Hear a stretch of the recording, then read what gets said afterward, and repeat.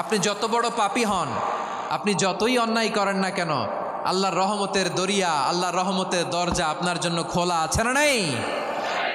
জায়নামাজটা বিছিয়ে দেন, চোখের পানি ছেড়ে দেন, 2 রাকাত নামাজ পড়ে সেজদায় লুটিয়ে পড়ে কাঁদেন।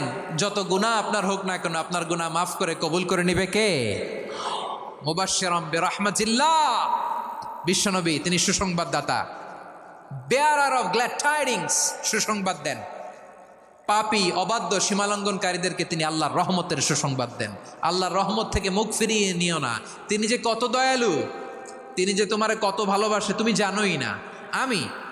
আমি আমাকে যত বেশি ভালোবাসি তার চেয়েও আমাকে বেশি ভালোবাসে কে?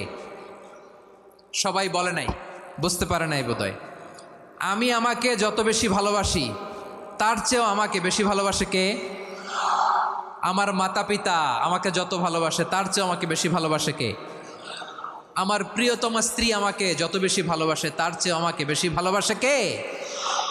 আবার আমরা যখন দোয়া পড়ি, আমরা পড়ি রব্বানা আতিনা ফিদ দুনিয়া হাসানাতাও ওয়া ফিল আখিরাতি হাসানাতাও ওয়া কিনা আযাবান নার। আল্লাহ দুনিয়ার কল্যাণ দাও, আখিরাতের কল্যাণ দাও, জাহান্নামের আগুন থেকে বাঁচিয়ে দাও। পড়ে আমিন। ওয়া কিনা আযাবান নার মানে কি? আল্লাহ তুমি আমাদেরকে বাঁচাও আগুনের শাস্তি থেকে। এটা বিশ্বনবীর সবচাইতে প্রিয় দোয়া ছিল। নবী যখন তাওয়াফ করতেন, প্রতিটা তাওয়াফে তিনি এই দোয়াটা পড়তেন।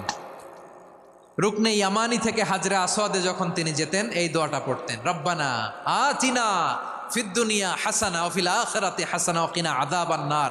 আল্লাহ দুনিয়ার কল্যাণ দাও, আখিরাতের কল্যাণ দাও। আল্লাহ জাহান্নামের আগুনের শাস্তি থেকে তুমি আমাদেরকে বাঁচাও।